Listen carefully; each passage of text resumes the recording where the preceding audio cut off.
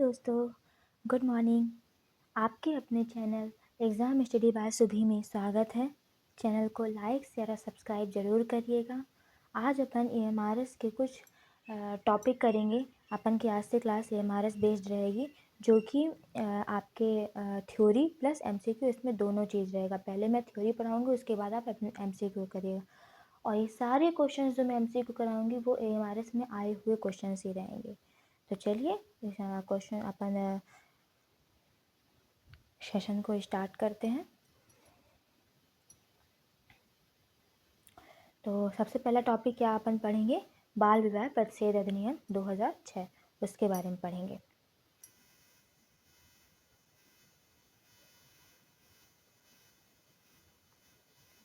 एक पेज ले लेते हैं, थ्योरी से स्टार्ट करते हैं। तो ये जो बाल विवाह प्रतिषेध अधिनियम 2006 था, ये कब लागू हुआ और कब इसको क्या किया गया है, पारित किया गया? तो सबसे पहले जो बाल विवाह प्रतिषेध अधिनियम था, ये 1929 की क्या किया गया था? ये जो 1929 का टाइम था, आप लोग नोट्स भी बनाते जाइएगा, चाहे तो मैं लिखती जाऊँगी, नोट्स बना दीजिए, आप लोग बनाते जाइएगा। तो 1929 के क्या किया गया था? बाल विवाह निषेध अधिनियम की जगह पर लाया गया था। ये जो बाल विवाह प्रतिषेध अधिनियम 2006 था, इसको ये जो 1929 के टाइम पे जो बाल विवाह निषेध अधिनियम की जगह पर लाया गया था, क्योंकि ये पुराना कानून बाल विवाह को अपराध नहीं बल्कि क्या मानता था? निषेध मानता था। और इसमें क्या थी? सख्ती की कमी थी। तो इसी की जगह पे क्या लाया जाता है? बाल विवाह प्रतिषेध अधिनियम 2006 में लाया था। तो इसको पारित कब किया गया था? पारित जो है 10 जनवरी 2007 में पारित किया जाता है। फिर 10 जनवरी 2007 में पारित किया जाता है और लागू कब किया जाता है? लागू जो है 1 नवंबर 2007 में लागू किया जाता है। ये सारी चीज़ें जो हैं, ये चीज़ याद रखिएगा कि धारा 1 में इसका विस्तार, नाम और प्रारंभ जो है धारा 1 में गिवन है। तो ये जितनी चीज़ें मैंने आपको बताई, ये धारा 1 में क्या है? गिवन है। इसका उद्देश्य क्या था?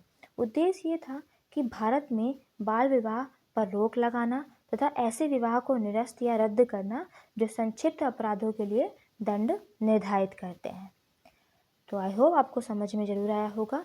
सेशन के एंड तक ज़रूर बने रहिएगा, पूरा टॉपिक आपको अच्छे से कवर तभी हो पाएगा। फिर अब आता है बाल विवाह की परिभाषा। बाल विवाह की परिभाषा किस धारा में दी हुई है? तो बाल विवाह की जो परिभाषा है, परिभाषा जो है वो धारा 2 में गिवन है। किस में गिवन है? धारा 2 में गिवन है।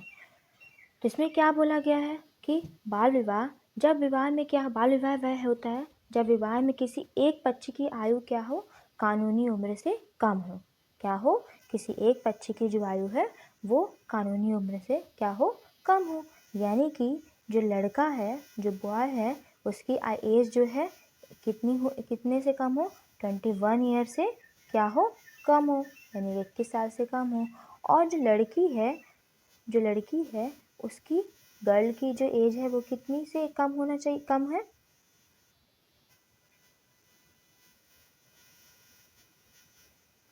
कि एज 18 ईयर से कम हो। बॉय की 21 वर्ष से कम हो, या गर्ल की जो एज है वो किससे कम होना चाहिए? कम हो, 18 ईयर से कम हो, तो वो क्या माना जाता है? बाल विवाह माना जाता है। ऐसे विवाह को क्या बोला जाता है? बाल विवाह कहा जाता है। अब इसके मेन प्रोविजंस क्या क्या हैं, मुख्य प्रावधान क्या क्या हैं? तो सबसे पहला आता है विवाह की वैधता। क्या आता है? विवाह की वैधता।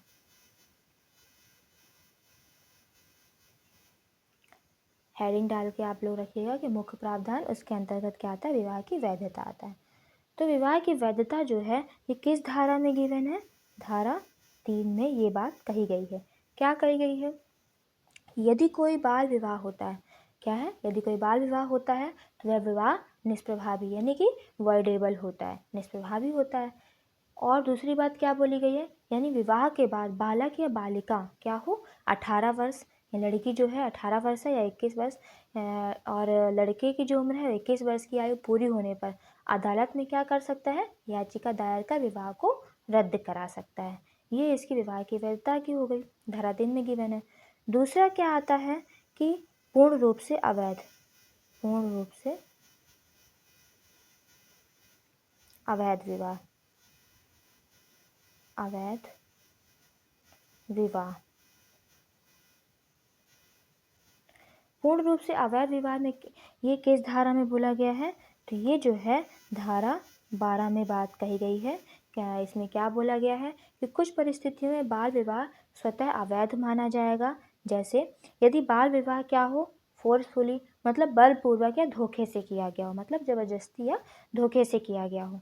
दूसरा, बालिका को ले जाकर विवाह करने के लिए या तो अपहरण किया गया हो, तो ये पूर्ण रूप से क्या माना जाएगा, ये विवाह अवैध विवाह माना जाएगा। तीसरी बात क्या बोली गई है, तीसरी ये है कि दंड का प्रावधान इसमें क्या है, दंड का प्रावधान। अब पनिशमेंट क्या बोल दिया गया है, इसकी जानकारी किस धारा में दी गई है, धारा 9 में ये बात कही गई है। धारा 9 में किस पनिशमेंट की बात की गई है कि जो विवाह कराने वाला व्यक्ति होगा, विवाह कराने वाले व्यक्ति में कौन कौन हो सकते हैं, पेरेंट्स, गार्जियन आदि जो होंगे वो विवाह कराने वाले व्यक्ति होंगे, तो उनको 2 वर्ष तक की क्या होगी, कैद या 1 लाख रुपए का जुर्माना क्या हो जाएगा, दोनों हो सकता है, 2 वर्ष की कैद और या 1 लाख रुपए का जुर्माना, दोनों इसमें की दिया जा सकता है। दूसरी बात क्या बोली गई है कि विवाह कराने वाला पुरोहित या पंडित, जो पंडित विवाह करवाता है, ये बात धारा 10 में बोली गई है कि बाल विवाह जो कराने वाला व्यक्ति जो होगा, ये जैसे पुरोहित या पंडित होते हैं, उनको धारा 10 में भी बात बोली गई है कि उसे भी समान दंड दिया जाएगा, मतलब उसको भी 2 वर्ष की कैद होगी और 1 लाख रुपए का जुर्माना लगेगा। तीसरी बात क्या कि बालक जो है यदि वह वयस्क है, मतलब क्या है कि एडल्ट है, मतलब वयस्क है, और बालिका अवयस्क है, मतलब कि जो बालक है उसकी एज 21 वर्ष से ज़्यादा है और बालिका की एज जो है 18 वर्ष से कम है, तो ये बात जो है उस पर भी समान दंड लागू होगा, यानी कि उसे भी 2 वर्ष की सज़ा और मतलब वही कैद और 1 लाख रुपए का जुर्माना दिया जाएगा। धारा 11 में ये बात बोली गई है कि बाल विवाह में भाग लेने वाले जो माता पिता अभिभावकों को भी दंड का प्रावधान है। क्या है, धारा 11 में क्या बोला गया है, जो बाल विवाह में भाग लेने वाले माता पिता हैं और अभिभावकों को दंड का प्रावधान है। चौथी बात क्या आती है कि बाल विवाह निषेध अधिकारी, बाल विवाह, अब इसमें भी तो कोई बाल विवाह निषेध अधिकारी भी होगा, निषेध अधिकारी। तो बाल विवाह निषेध अधिकारी ये जो किसके अंतर्गत आते हैं, धारा 13 के अंतर्गत आते हैं। इसमें क्या है कि राज्य सरकार द्वारा जो अधिकारी होगा वो नियुक्त होते हैं, मतलब राज्य सरकार जो है अधिकारी को नियुक्त करते हैं। इनके कार्य क्या क्या होते हैं, इनके कार्य होते हैं बाल विवाह को रोकना, बाल विवाह रोकना, और क्या करना, पुलिस को सूचना देना कि बाल विवाह जहाँ हो रहा है या कुछ भी चीज़ें ऐसे गड़बड़ हैं तो उसके बारे में पुलिस को सूचना देना। पीड़ित पक्ष की सुरक्षा और पुनर्वास में सहायता करना, मतलब उनके रहने के लिए भी क्या करना, जगह देना, सहायता करना और पीड़ित की सुरक्षा। और जागरूकता फैलाना, क्या करना, जागरूकता फैलाना। ये किसकी जिम्मेदारी होती है, ये जो अधिकारी होते हैं उनकी जिम्मेदारी होती है। नेक्स्ट टॉपिक क्या आता है कि बालिका के अधिकार क्या क्या हैं। 5वें नंबर पे आता है बालिका के अधिकार। तो बालिका के अधिकार क्या हैं, ये बात किस में बोली, बालिका के अधिकार की बात किस धारा में बोली गई है, तो बालिका के अधिकार की बात जो है वो धारा 4 में बोली गई है। किसमें बोली गई है, धारा 4 में बोली गई है। यदि विवाह क्या होता है, रद्द हो जाता है, तो बालिका को भरण पोषण का अधिकार मिलेगा। इसमें ये बात बोली गई है कि यदि विवाह कैंसिल या रद्द हो जाता है तो भरण पोषण का बालिका को अधिकार मिलेगा और बालिका को आवास की सुविधा दी जाएगी। ये सब किस में बोला गया, धारा 4 में बोला गया। और बाय चांस धारा 5 में एक बात और बोली गई है, यदि क्या होता है कि विवाह से कोई बच्चा जन्म हो जाता है तो वो बच्चे क्या माने जाएंगे, वैध माने जाएंगे। तो ये चार चीज़ें क्या है, धारा 5 में बोली गई हैं। फिर क्या आता है, अब कुछ और धारा है जिनके बारे में जान लेते हैं अपन कि धारा 15 हमारी क्या कहती है। जो मेन धाराएं हैं उनको पढ़ना, जो एग्ज़ाम में आए हुए और आते ही अधिकतर। धारा 15 क्या बोलती है कि अपराध क्या होगा, संज्ञेय और गैर जमानती होगा। मतलब क्या, मतलब इसका मतलब क्या है कि अपराध संज्ञेय और गैर जमानती का मतलब क्या है कि बाल विवाह से जुड़े अपराध क्या होते हैं, संज्ञेय और गैर जमानती हैं। मतलब कि पुलिस बिना वारंट के गिरफ्तारी कर सकती है, इसमें जमानत नहीं होती है। नेक्स्ट क्या आता है, धारा 16। धारा 16 क्या कहती है कि न्यायालय की शक्ति क्या है। न्यायालय की शक्ति ये है कि बाल विवाह से संबंधित मामलों की सुनवाई मुख्य न्यायिक मजिस्ट्रेट या प्रथम श्रेणी के न्यायिक मजिस्ट्रेट द्वारा की जाएगी। किसके द्वारा, प्रथम श्रेणी के न्यायिक मजिस्ट्रेट द्वारा की जाएगी। फिर एक आता है धारा 17। धारा 17 क्या कहती है कि धारा 17 ये कहती है कि पूर्व अधिनियम का निरसन। इसका मतलब ये है, इस अधिनियम के तहत लागू होने वाले जो था ना कि जो बाल विवाह निषेध अधिनियम 1929 को निरस्त कर दिया गया था। धारा 17 के अंतर्गत ही जो बाल विवाह निषेध अधिनियम 1929 था उसको क्या किया गया था, निरस्त किया गया था। उसकी जगह पे क्या लाया गया था, बाल विवाह निषेध अधिनियम 2006 लाया गया था। ये हो गया आपका थ्योरी। अब अपन आगे क्या करते हैं, एमसीक्यू करते हैं। तो एमसीक्यू के क्वेश्चन से स्टार्ट करते हैं। जो मैंने पढ़ाया है उसी से ही क्वेश्चन बने हैं जो एग्जाम में आए हुए हैं। तो चलिए स्टार्ट करते हैं। पहला क्वेश्चन क्या कहता है कि बाल विवाह निषेध अधिनियम किस वर्ष पारित किया गया था। तो अभी आपने पढ़ा ना कि बाल विवाह निषेध अधिनियम किस वर्ष पारित किया गया था, 2000 नहीं पारित 2006 में ना आता है, 2006। फिर नेक्स्ट क्वेश्चन क्या है हमारा, ये अधिनियम पूरे भारत में कब लागू हुआ था। तो ये अधिनियम पूरे भारत में 1 नवंबर 2007 में, पारित 2006 में होता है लेकिन जो पूरे भारत में लागू 1 नवंबर 2007 में किया जाता है। नेक्स्ट क्वेश्चन क्या है हमारा कि बाल विवाह में लड़की की न्यूनतम वैध आयु क्या है। तो बाल विवाह में लड़की की न्यूनतम वैध आयु जो है वो 18 वर्ष है। नेक्स्ट क्वेश्चन क्या है, बाल विवाह में लड़के की न्यूनतम आयु वैध क्या है, लड़के की न्यूनतम वैध आयु जो है वो 21 वर्ष है। नेक्स्ट क्वेश्चन क्या है हमारा कि बाल विवाह प्रतिषेध अधिनियम ने किस पुराने अधिनियम को प्रतिस्थापित किया है। तो बाल विवाह निषेध अधिनियम 1929 को क्या किया है, प्रतिस्थापित किया है।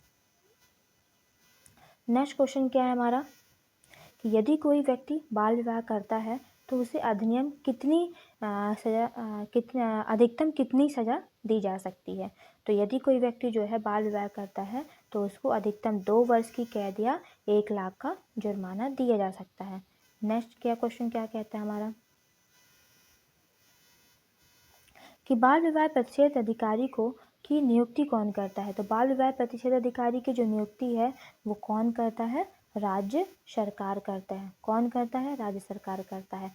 नेक्स्ट क्वेश्चन क्या है कि बाल विवाह से जन्मे बच्चे की स्थिति क्या होगी। तो बाल विवाह से अगर कोई बच्चा जन्म लेता है तो वो क्या माना जाएगा, वैध माना जाएगा। नेक्स्ट क्वेश्चन क्या कहता है हमारा, किस धारा में बाल विवाह की परिभाषा दी गई है। तो किस धारा में बाल विवाह की परिभाषा दी गई है, परिभाषा जो है धारा 2 में दी गई है। क्योंकि पहले में तो विस्तार के बारे में बताया गया है, उसका प्रारंभ और संक्षिप्त नाम जो है धारा 1 में बोला गया। धारा 2 में क्या बोला गया है, बाल विवाह की परिभाषा दी गई है। नेक्स्ट क्वेश्चन क्या है, किस स्थिति में बाल विवाह अवैध वॉइड माना जाएगा। तो किस स्थिति में बाल विवाह अवैध माना जाएगा, वॉइड माना जाएगा। अवैध जो है वो यदि बलपूर्वक या अपहरण करके कराया गया हो तो वो क्या माना जाएगा, अवैध माना जाएगा। नेक्स्ट क्वेश्चन क्या कहता है, इस अधिनियम का मुख्य उद्देश्य क्या था। कि बाल विवाह अधिनियम का मुख्य उद्देश्य क्या है, बाल विवाह को रोकना और दोषियों को दंड देना, ये इसका राइट आंसर है। नेक्स्ट क्वेश्चन क्या है कि बाल विवाह के बाद बालिका विवाह निरस्त कराने के लिए कब तक याचिका दे सकती है। तो 18 वर्ष की आयु पूर्ण होने पर तक क्या कर सकती है, याचिका दे सकती है। नेक्स्ट क्वेश्चन क्या है कि इस अधिनियम के अंतर्गत न्यायालय कौन सा आदेश दे सकता है। तो इस अधिनियम के अंतर्गत जो न्यायालय है वो विवाह रद्द करना या भरण पोषण का आदेश देना, ये न्यायालय आदेश दे सकता है। नेक्स्ट क्वेश्चन क्या है, यह अधिनियम लागू होता है, यह अधिनियम कहाँ लागू होता है, संपूर्ण संपूर्ण भारत में, जम्मू कश्मीर सहित संपूर्ण भारत में यह अधिनियम लागू होता है। नेक्स्ट क्वेश्चन क्या है कि बाल विवाह प्रतिषेध अधिनियम के अंतर्गत कौन जागरूकता फैलाता है। तो बाल विवाह के प्रतिषेध जो बाल विवाह निषेध अधिकारी होता है वो क्या करता है, जागरूकता फैलाता है। ये हो गए हमारे जो उससे क्वेश्चन बनते हैं। अब अपन कुछ धाराओं से रिलेटेड क्वेश्चन देख लेते हैं कि बाल विवाह प्रतिषेध अधिनियम 2006 पूरे भारत में कब लागू हुआ। तो पूरे भारत में 1 नवंबर 2007 में लागू हुआ। इस अधिनियम में धारा 2 क्या बोलती है, धारा 2 में बालक की परिभाषा क्या बोली गई है कि लड़का जिसकी आयु 21 वर्ष से कम हो। धारा 2 के अनुसार बालिका की परिभाषा क्या है, बालक की तो अपन जान गए कि 21 वर्ष की आयु होना चाहिए और क्या हो, धारा 2 में बोले बालिका की है कि जिसकी आयु 18 वर्ष से कम हो। धारा 3 में किससे संबंधित है कि बाल विवाह को निरस्त करने का अधिकार है। धारा 4 क्या कहता है कि धारा 4 के अंतर्गत ये प्रावधान है कि भरण पोषण और आवास का जो आदेश है वो धारा 4 में प्रावधान दिया गया है। बाल विवाह से जन्मे बच्चे की वैधता किस धारा में बताई गई, धारा 5 में बताई गई है। ये सब चीज़ें मैंने अभी आपको पढ़ा दी है। विवाह के समय दिए गए उपहार या संपत्ति की वापसी किस धारा में बताई गई, धारा 6 में। अगर विवाह के समय पर जो भी संपत्ति या उपहार दिए जाते हैं वो धारा 6 में बताया गया है। नेक्स्ट क्वेश्चन क्या है, बालिक पुरुष द्वारा बाल विवाह करने पर दंड किस धारा में निर्धारित है। तो धारा 9 में ये क्या है, दंड का प्रावधान है। जो व्यक्ति बाल विवाह कराता है जैसे पुजारी, आयोजक, उसे भी दंड का प्रावधान है। तो ये धारा 10 में बोला गया है। नेक्स्ट क्वेश्चन क्या है, यदि माता पिता या अभिभावक बाल विवाह को बढ़ावा देते हैं तो दंड किस धारा में है, धारा 11 में दंड का प्रावधान है। नेक्स्ट क्वेश्चन क्या है, किन परिस्थितियों में बाल विवाह स्वतः अवैध माना जाता है, यानी कि यदि बलपूर्वक अपहरण या शोषण के लिए किया गया हो तो क्या होता है, अवैध माना जाता है। बाल विवाह निषेध अधिकारी की नियुक्ति किस धारा में की गई है, धारा 13 में बाल विवाह निषेध अधिकारी की नियुक्ति की गई है। बाल विवाह निषेध अधिकारी के कर्तव्यों का वर्णन किस धारा में है, तो धारा 14 में बाल विवाह निषेध अधिकारी के कर्तव्यों का वर्णन है। बाल विवाह से जुड़े अपराध किस प्रकार के होते हैं, संज्ञेय और गैर जमानती अपराध होते हैं। धारा 15 मैंने बताया ही आपको। बाल विवाह से संबंधित मामलों की सुनवाई कौन करता है, तो ये चीज़ मैंने नहीं बताई। धारा 16 में बोला गया है प्रथम श्रेणी के जो न्यायिक मजिस्ट्रेट होते हैं वो बाल विवाह से संबंधित मामलों की सुनवाई करते हैं। बाल विवाह निषेध अधिनियम 1929 को किस धारा के तहत निरस्त कर दिया गया, धारा 17 के तहत क्या किया, निरस्त किया गया। अधिनियम के तहत अधिकतम सजा क्या है, 2 वर्ष 1 लाख का जुर्माना या दोनों हो सकते हैं। बाल विवाह की जानकारी मिलने पर कौन रिपोर्ट करता है, तो बाल विवाह निषेध अधिकारी रिपोर्ट करता है। नेक्स्ट क्वेश्चन क्या है कि इस अधिनियम के अनुसार बच्चों के अधिकार क्या है, वे वैध माने जाएंगे और संपत्ति के अधिकारी होंगे, ये बच्चों के अधिकार है। इस अधिनियम का उद्देश्य क्या है, बाल विवाह को रोकना और दोषियों को दंड देना। आई होप सो बाल विवाह प्रतिषेध अधिनियम 2006 जो है आपको समझ में आया होगा। चैनल को लाइक, शेयर और सब्सक्राइब जरूर करिएगा। ये आपके AMRS में कहीं ना कहीं क्वेश्चन आए हुए हैं और आगे भी पूछे जरूर जाएंगे, तो इसको जरूर ध्यान दीजिए।